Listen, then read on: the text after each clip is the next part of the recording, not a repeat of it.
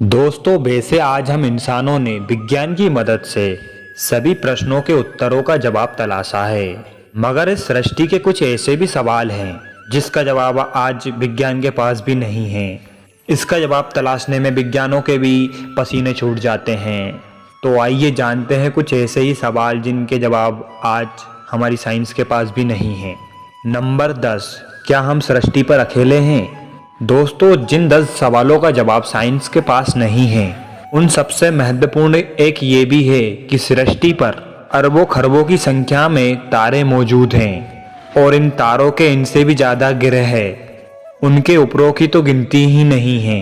सवाल यहाँ उठता है कि क्या पृथ्वी ही एकमात्र ऐसा ग्रह है जहाँ जीवन है, या पृथ्वी के अलावा भी कोई और ग्रह है जहाँ जीव जंतु हैं? और अगर हैं तो वह कैसे दिखते हैं? हमसे ज़्यादा विकसित होंगे या हमसे कम? अब इसके बारे में हम और विज्ञान कुछ भी नहीं जान पाया है। यानी पानी में जलचर जीव ना होते तो शायद हम इंसान यही मानते कि पानी में तो जीवन संभव ही नहीं है, क्योंकि वहाँ पर्याप्त मात्रा में ऑक्सीजन नहीं है, जबकि हर जीव जंतु ऑक्सीजन की ज़रूरत होती है। पानी में रहने वाले जीव जंतु यह साबित करते हैं कि पानी में जीवन है, भले ही जीने के लिए ज़रूरतें अलग अलग हो। तो मित्रों, हो सकता है कि इस प्रकार से दूसरे प्लैनेट पर रहने वाले जंतुओं को भी जीने के लिए वहाँ का पर्यावरण उचित होता होगा। उन्हें जीने के लिए ऑक्सीजन की नहीं बल्कि अपने ग्रह के मटेरियल की ज़रूरत हो। मगर इस बारे में स्पष्ट रूप से ना तो अभी हम जान पाए हैं और ना ही कोई कल्पना कर पाए हैं।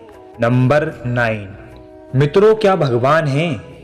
हम ईश्वर को कई नामों से जानते हैं, जैसे गॉड, अल्लाह, भगवान, खुदा इत्यादि। लगभग तो मनुष्य यही मानता है कि सृष्टि का निर्माण ईश्वर ने ही किया है, किंतु वैज्ञानिकों में भी इस बात का हमेशा से ही मतभेद होता आ रहा है। कुछ वैज्ञानिक ईश्वरों को मानते हैं तो कुछ नहीं मानते हैं। ज़्यादातर वैज्ञानिक इस बात को मानते हैं कि साइंस के अनुसार लगभग 14 अरब साल पहले भयंकर विस्फोट हुआ था, जिससे सृष्टि का निर्माण हुआ था। उस वक्त ये विस्फोट आखिर क्यों हुआ और इससे पहले क्या था, इस सवाल का उत्तर विज्ञान के पास नहीं है। धरती पर जीवन की हलचल कैसे हुई, इस विषय में भी साइंटिस्ट उलझे हुए हैं। फिजिक्स की रहस्यमयी दुनिया, जीवन जीने वाली धरती, सूर्य से इसकी सही दूरी, धरती का वातावरण और चंद्रमा, ऋतुओं का आना जाना, दिन और रात, नर नारी का होना, सब कुछ इतना व्यवस्थित है मानो कि कितना सोच समझकर किसी ने बनाया हो। इतनी सारी बातें कई लोगों को सोचने पर मजबूर कर देती है कि सृष्टि अपने आप तो नहीं बनी, या फिर इसको किसी ने बनाया है और उसी को हम ईश्वर कहते हैं। मगर क्या भगवान का इस दुनिया में अस्तित्व है या नहीं, इस सवाल के निष्कर्ष पर आज तक वैज्ञानिक भी नहीं पहुंच पाए हैं।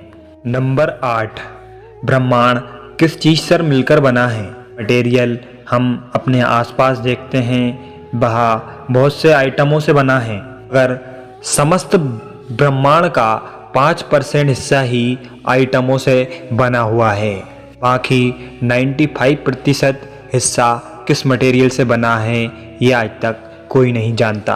अब तक वैज्ञानिकों ने जितना भी अध्ययन किया है, उससे पता चलता है कि ब्रह्मांड का ज़्यादातर भाग 2 चीज़ों से मिलकर बना है। पहला है डार्क मैटर। वैज्ञानिकों को मानना है कि डार्क मैटर से बिल्कुल अलग तरह का मैटर होता है। दरअसल इसका काम ब्रह्मांड में बड़ी पिंडों को जोड़ने का रहता है। आप यह कह सकते हैं कि यह गैलेक्सीज को आपस में बांधने का काम करता है। दूसरा है डार्क एनर्जी। यह एक इस प्रकार की ऊर्जा है जिसे इंसान के आधुनिक तक ही देख सकते हैं। हम बस इसके किए गए कामों को ही देख सकते हैं और अंदाज़ा लगा सकते हैं कि डार्क एनर्जी से किए गए कामों के कुछ वजूद है। आप यह कह सकते हैं कि इस ऊर्जा के कारण ही ब्रह्मांड अब लगातार फैल रहा है, क्योंकि डार्क एनर्जी और डार्क ऊर्जा तो दिखाई देते हैं और ना ही किसी इलेक्ट्रोमैग्नेटिक रेडियन से किए जा सकते हैं।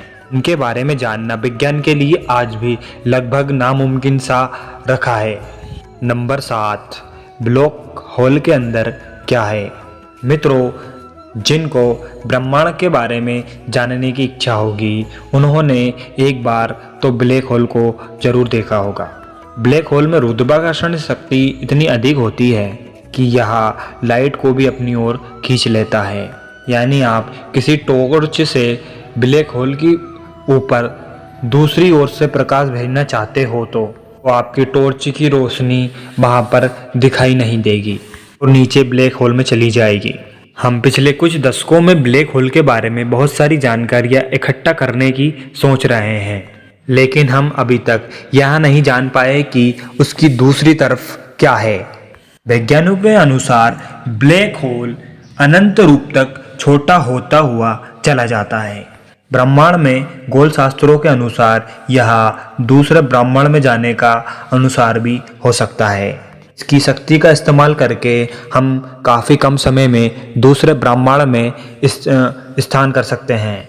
मित्रों, इसकी आगे की बात हम अगले पार्ट में करेंगे। आशा करता हूँ आप सभी को यह वीडियो अच्छा लगा हो। अगर अच्छा लगा हो तो चैनल को सब्सक्राइब करके पड़ोस वाला बेल आइकन ज़रूर दबा दें। जय श्री महाकाल।